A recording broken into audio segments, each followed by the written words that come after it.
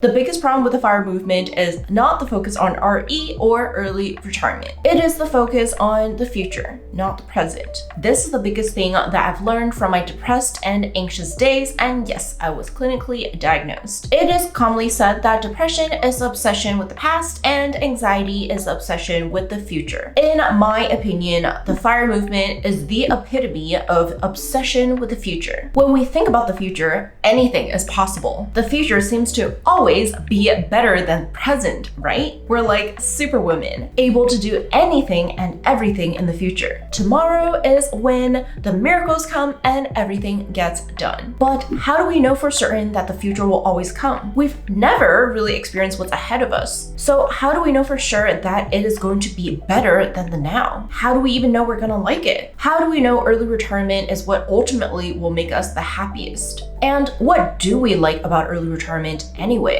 Is it the freedom? What does it mean to have freedom? Time, location, and self-expression freedom? Is it autonomy? The ability to choose what we do at what time with whom? Ultimately, both freedom and autonomy promise this one thing: happiness. That's what us humans are after for centuries. It's even in the Constitution. We're endowed by our Creator with certain unalienable rights: life, liberty, and the pursuit of happiness. But what if autonomy and happiness do not have a direct causation effect? What if more autonomy does not mean more happiness? Think about when you were a kid going to school. Were your best memories in lunch breaks and recesses? Now that you're an adult working from home, you have full autonomy to decide when you're going to have lunch and when you are going to take a break. Does it feel the same? Or does it just hit different when you used to have less autonomy? Did you feel more happiness and excitement back then? And how about freedom? I can't speak for you, but in my experience, freedom also comes with a lot of responsibility. Growing up as a sheltered and privileged Chinese daughter of two Chinese parents in China, I had no say in my life. My parents made all the decisions for me, from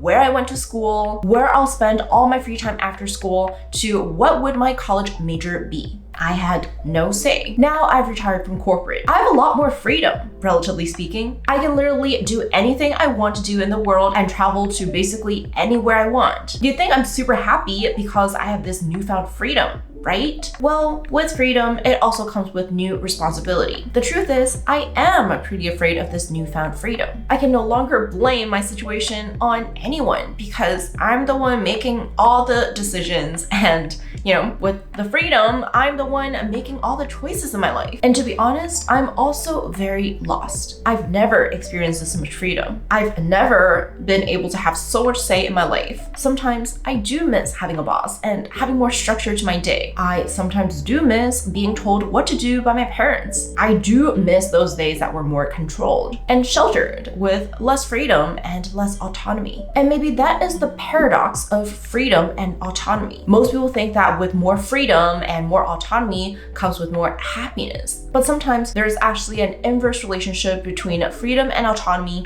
and happiness. So maybe freedom and autonomy can be seen similar to the study of optimal income for happiness. The Purdue University did a study on what is the optimal income for maximum happiness. So according to the study, the ideal income point for an individual is $75,000 for emotional well-being and $95,000 for life satisfaction. In North America, that number is $105,000. Adding more to that, more money does not directly make you that much more happier proportionately. So what does this all have to do with the FIRE movement?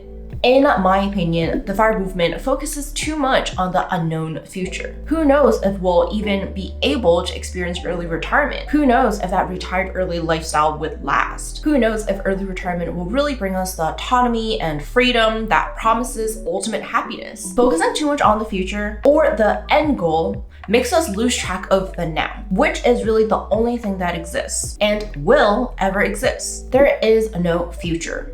You can't go to the future. The future comes to you in the form of now, which is why it is always the now that we want to pay most of our attention to. It is the only real promised thing. If we're betting everything on the future, thinking that only the future will bring us ultimate happiness, then we forget to enjoy the now and feel happy right now. Just like a 9-to-5 job, the FIRE movement is just a means to an end. A 9-to-5 job exists because it promises you income, safety, and security security, which ultimately promises happiness. Same thing with the FIRE movement. It exists because it also promises income, safety, and security, which also promises happiness. What if the point of the FIRE movement is not simply to dream about the faraway early retirement life, but to live in the now, to be happy now, while doing the basics to prepare for potential early retirement? What if you don't need to retire early to be happy right now? What if it is not about happiness, but the pursuit of happiness? It is the journey, not the destination.